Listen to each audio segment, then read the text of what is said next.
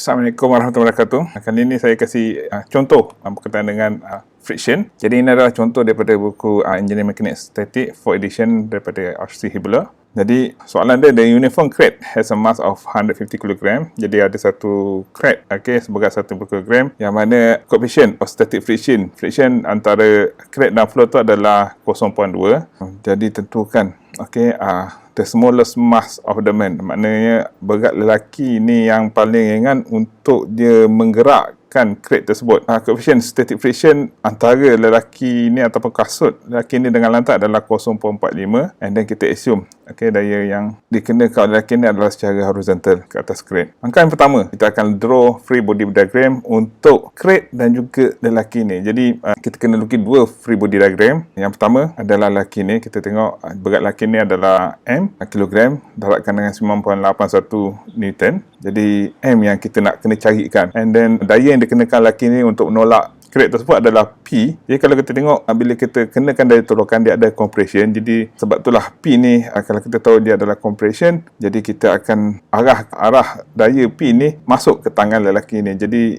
ini yang kita katakan compression. And then friction force antara kasut lelaki ni dan juga lantai adalah F-man, arah dia ke kanan. Jadi sebenarnya kita tengok arah friction ni, arah friction ni sangat penting. Kerana kalau kita salah arah daya friction ni, kita tak akan dapat jawapan yang betul. Jadi sebenarnya macam ni kita nak tentukan arah daya friction ni adalah kita tengok kasut tu bergerak ke arah mana. Jadi kalau lelaki ni menolak kaki dia ke belakang, maknanya kasut ni tend to move backward. Maknanya kasut ni akan bergerak ke belakang. Bila kasut ni ingin bergerak ke belakang, jadi daya geseran ni akan menghala ke depan, ataupun kasut ni akan bergerak ke kiri. Jadi makna daya geseran adalah arah kanan. Dan seterusnya adalah normal force, iaitu satu normal yang bersudut tegak dengan permukaan yang bersentuhan antara kasut dan juga lantai. Jadi kat sini tak ada nilai X, iaitu pasal untuk lelaki ni kita tak ada lebar dia dan sebagainya. Jadi kita assume lelaki ni adalah macam satu tiang. Jadi kat sini kita tak ada nilai X. Jadi kalau kita tengok pada free body diagram ni, kita cuma boleh create EOE dia dua saja, iaitu total of Fs equal to 0 dan juga total of Fy equal to 0. Tiada total of moment, because kita tak ada nilai S yang untuk menseimbangkan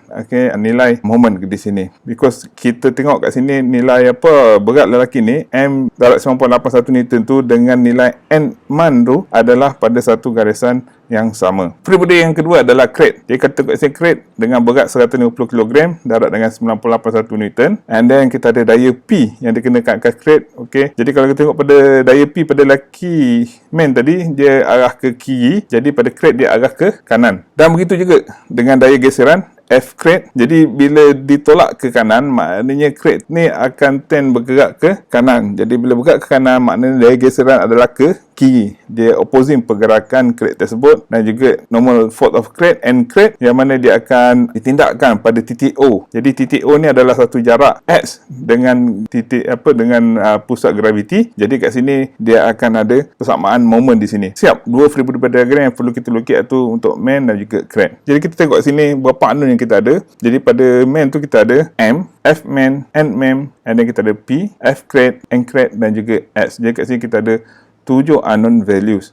Jadi sebenarnya kalau kita tengok kat sini, untuk free body diagram yang pertama untuk man tu kita boleh ada 2 EOE, dan free body yang kedua kita boleh ada 3 EOE. Jadi sebenarnya secara keseluruhan kita ada 5 saja EOE yang kita boleh develop berbanding dengan 7 unknown value yang kita peroleh. Jadi kat sini yang bezanya dengan masalah-masalah yang lain, yang mana friction ni dia ada condition yang kita tentukan untuk create lagi 2 persamaan. Jadi kita akan tengok seterusnya. Jadi langkah seterusnya adalah kita generate equation of equilibrium dan kita solvekan persamaan tersebut. Jadi persamaan pertama kita create daripada FBD untuk man. Jadi seperti saya cakap, persamaan pertama kita boleh pakai total of Fs equal to 0, ke kanan adalah positif, and then kita ada persamaan pertama Fman tolak P equal to 0. Persamaan kedua adalah total of Fy equal to 0. Jadi kat sini kita tengok dia ada 2 saja, and man tolak 9.81 M equal to 0. Jadi ini adalah persamaan kedua.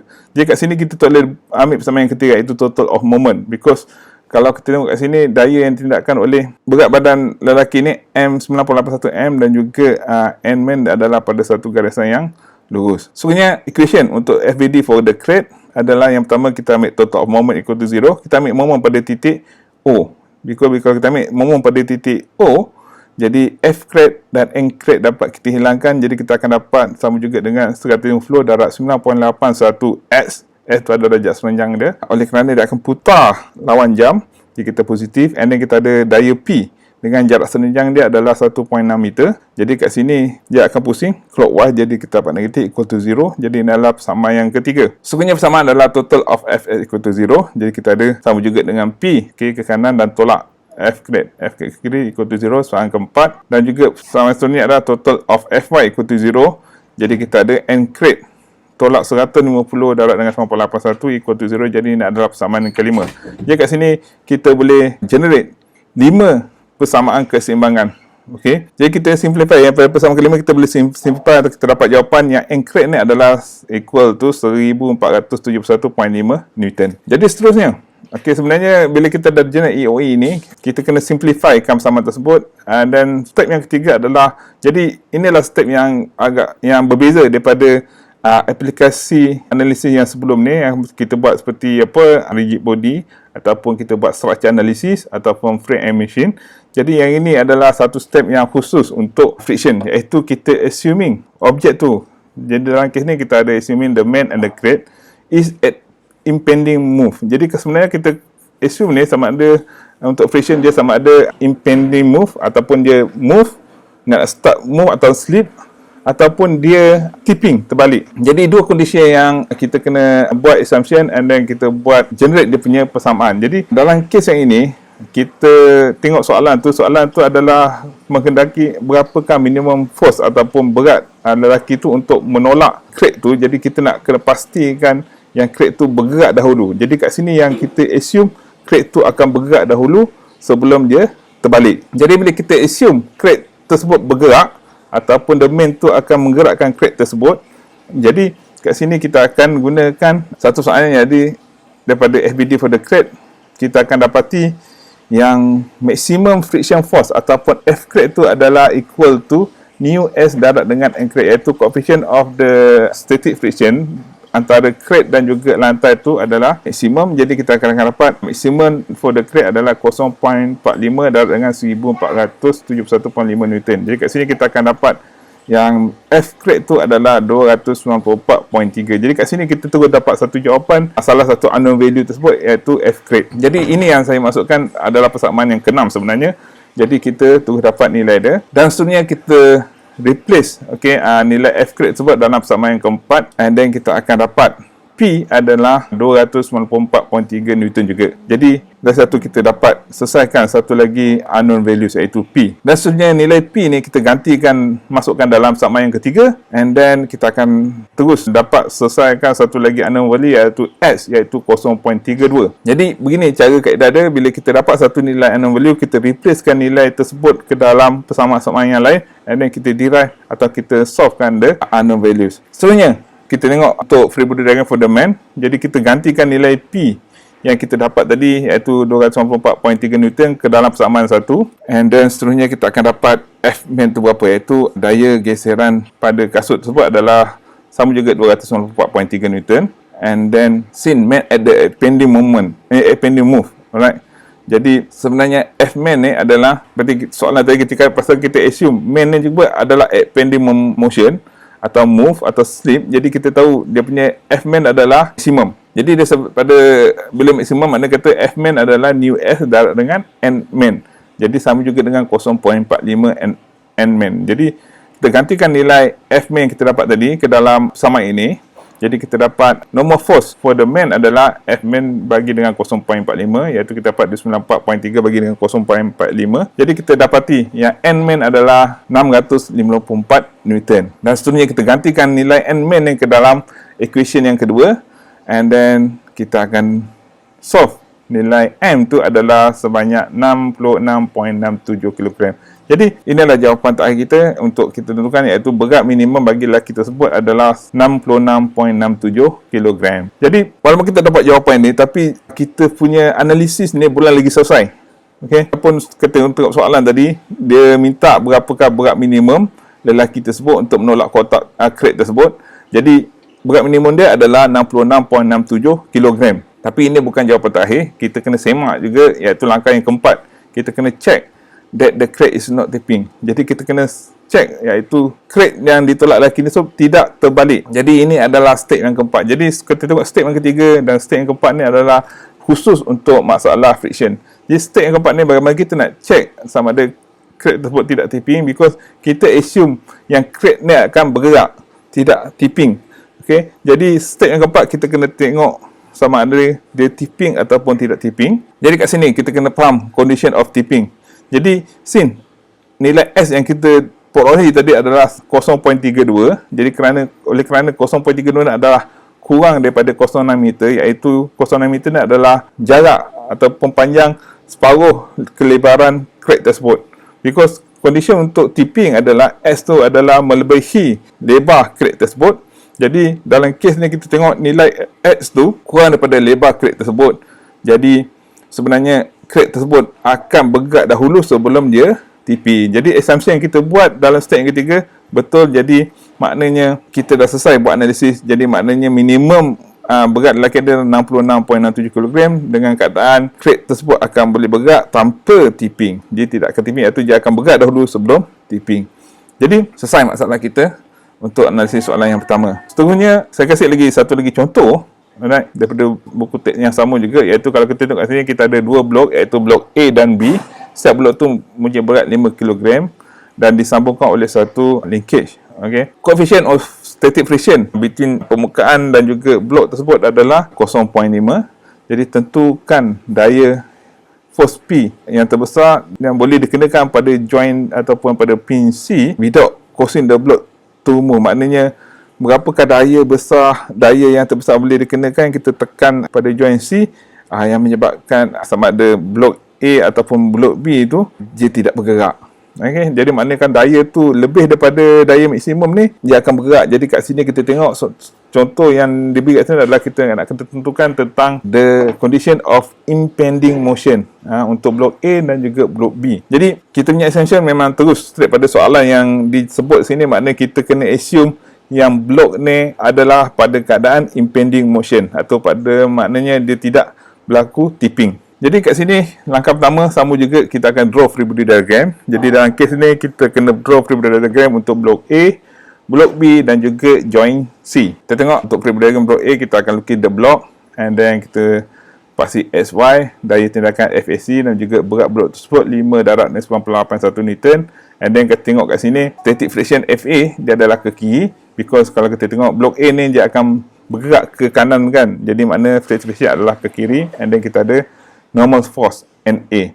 Jadi kat sini tak ada nilai S, because kita assume yang blok A ni kalau kita tengok FA dan juga nilai berat, arah berat dia adalah ditindakkan pada satu titik A. Jadi kat sini dia tidak ada nilai S, because kita assume dia tidak akan berlaku tipping. Jadi kita cuma dan bila kita lukis free body diagram dia tidak ada nilai S. Okey, kita assume dia sebagai satu titik ataupun partikel. Seterusnya adalah blok B. Jadi sama juga kita lukis blok tersebut, and then kita draw pasti S dan juga pasti Y pada titik B. Kita ada berat blok tersebut 5.981 Newton, dan juga kita ada daya FBC, and then static friction FB dan juga normal force NB. Jadi kat sini kalau kita tengok, alright, pasti S1 dan Y itu. Jadi pasti S dan Y itu, okey, kalau kita tengok saya buat S tu adalah ke kiri dan ke atas. Begini adalah kita assume dia sebagai arah positif X, dan juga arah sini kita assume dia sebagai arah positif Y. Jadi sebenarnya paksi SY ni kita boleh letak mana-mana, and then kita assume which direction is positive and which direction is negative. Jadi kita letak paksi ni sebagai kita punya assumption. Yang penting kita tahu kat manakah arah daya tu sebenarnya. Okey, bila kita sebut daya dia adalah magnitude dan arah. Jadi bila kita sebut arah, dia mesti ada pada satu arah ataupun pada angle, dia tidak ada negatif atau positif. Jadi negatif positif ni adalah sebagai kita tanda assumption bila kita letakkan paksi S dan Y tu di mana. Jadi ini adalah blok B, dan seterusnya kita tengok free body diagram untuk joint C. Jadi kita ada satu daya tindakan P, and then daya tindak balas FBC dan juga FAC yang ditindakkan pada linkage tersebut. Pada gambar rajah FD yang pertama kita ada P, kita ada FAC, FBC. Okey, ini daripada joint C tadi. Free body of joint C, and then kita ada blok B, NB, FB, NA, FA. Right, and then kat sini kita tengok kita ada 7 unknown values. Jadi sebenarnya kalau 7 unknown values, kalau kita tengok sebenarnya pada blok A kita boleh buat 2 persamaan saja because dia tak ada moment. Blok B pun kita boleh buat 2 persamaan juga, and then blok C kita boleh buat 2 persamaan juga pasal dia adalah partikel equilibrium pada satu titik, dia tidak ada moment. Jadi total EOE sebenarnya kita boleh develop 6 saja. Walhal kat sini kita ada 7 unknown values. Jadi maknanya ini kita akan gunakan assumption nanti untuk generate persamaan yang ke-7. Jadi kita akan generate equation of equilibrium, persamaan keseimbangan, dan kita solvekan persamaan tersebut. Jadi daripada FVD untuk join C, kita akan ada total of Fx equal to 0. Jadi kita dapat persamaan yang pertama, total of Fy equal to 0, and then kita akan dapat persamaan yang kedua. Okay, kita simplifykan persamaan ni, and then kita akan dapat FAC equal to sama juga dengan 1.732 P. Because kita nak check nilai P, jadi kita keluarkan sebutan FAC itu dalam sebutan P. Jadi kita dapat satu persamaan, and next kita gantikan FAC itu dalam persamaan yang soalan 1, and then kita dapat define FBC dalam sebutan P, iaitu FBC sama juga 2P. Alright, because sebenarnya kita akan gantikan nilai FAC dan juga FBC dalam blok A dan juga blok B. Jadi kita nak derive nilai P tersebut. Sesungguhnya daripada FVD untuk blok B, okay, sama juga kita akan dapat kita ambil total of Fs equal to 0. Jadi sebab ini kalau kita tengok persamaan yang ini, saya letak arah ke kiri dan ke atas ni S adalah positif. Alright. Biasa kita tengok S ni mendatar macam ni kan, mendatar dan menegak. Tapi kali ni S tu ke arah macam ni adalah positif. Jadi kita generate persamaan dia, okey, dengan menggunakan cosine dan sebagainya, kita akan dapat seperti yang tunjukkan. Jadi kita simplifykan persamaan tersebut, and then kita gantikan FBC yang kita dapat tadi iaitu 2P ke dalam persamaan, and then kita dapat satu lagi persamaan yang kedua. Okey, dan seterusnya kita ambil total of F equal to 0. Jadi sama juga. Okey, jadi kita kena bila generate persamaan ni, kita kena pastikan okey residu sudut dan juga kita dapatkan komponen S dan juga Y dia mengikut paksi yang kita dah tandakan seperti dalam free body diagram of block B tadi. Dan kita dapat persamaan yang sebegini, and then kita simplifykan dia, kita gantikan nilai FBC tadi yang kita derive pada awal tadi, and then kita dapat persamaan seterusnya adalah negatif 42.479 campur 2P darab 0.5 tolak MB equal to 0. Ini persamaan yang ketiga dipanggil. And then seterusnya daripada blok A. Daripada blok A ni pun kita tengok blok B dia kita boleh dapat 2 persamaan saja. Pada blok A pun kita guna total of Fx equal to 0. And then kita dapat satu persamaan. Kita gantikan nilai FAC, and then kita simplifykan, and then kita dapat satu lagi persamaan yang keempat iaitu 1.732P darab 0.866 tolak Fa equal to 0. And then persamaan seterusnya adalah total of Fy equal to 0.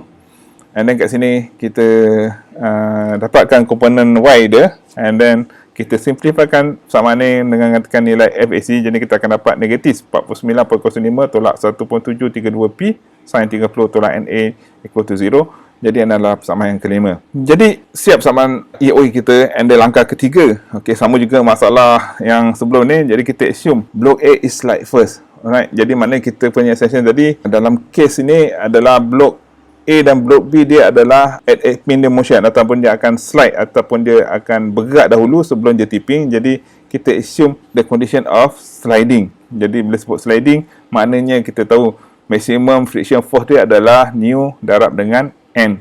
Jadi kat sini untuk FA sama juga dengan 0.5 darab dengan NA. Jadi kita gantikan nilai F sama juga 0.5 NA ni ke dalam sama yang ke-4. Kita akan perolehi satu lagi persamaan, and then kita terus dapat NA sama juga dengan 3P. Kita gantikan NA sama juga 3P dalam persamaan yang kelima, and then kita akan dapat satu lagi persamaan baru, and then kita simplifykan persamaan ini. Seterusnya kita akan dapat nilai P sama juga dengan 22.99 Newton.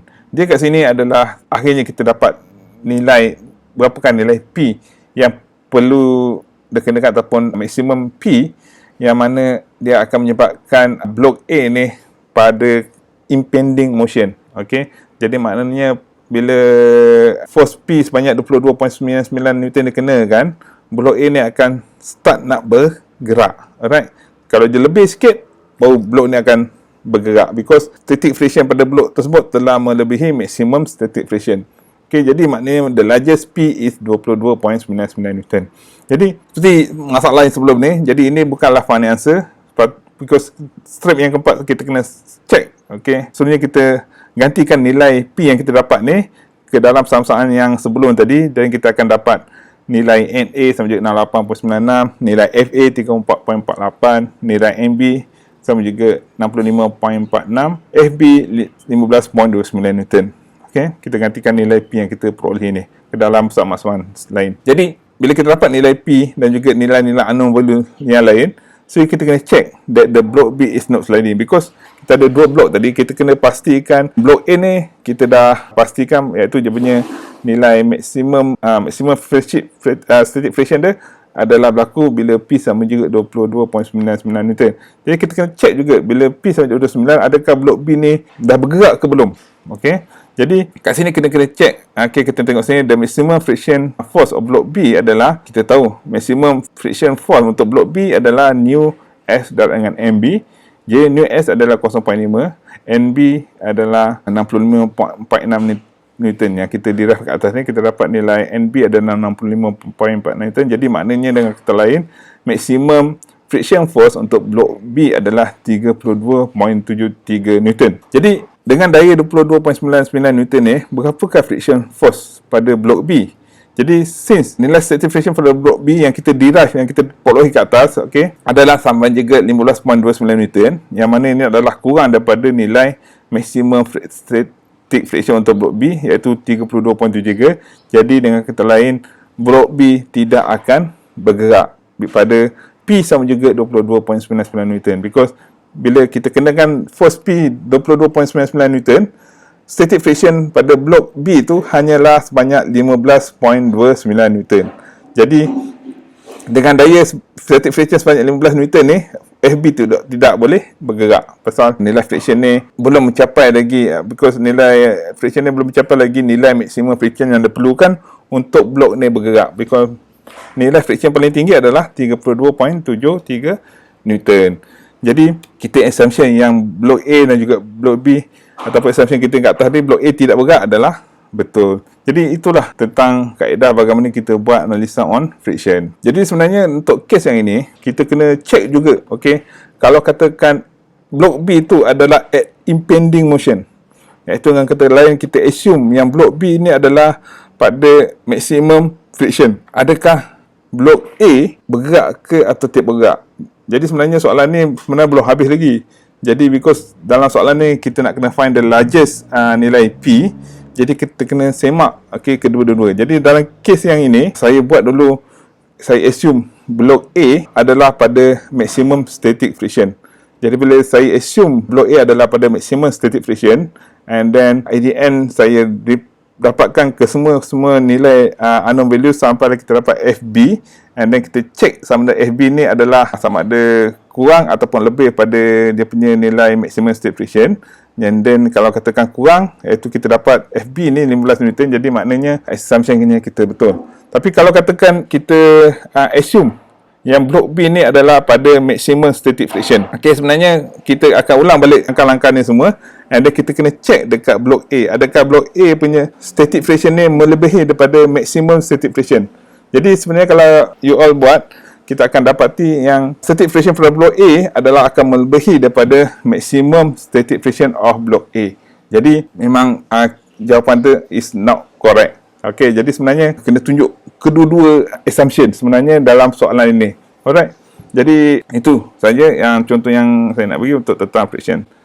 Sekian saja. Good luck and terima kasih. Jangan lupa like dan juga subscribe my channel.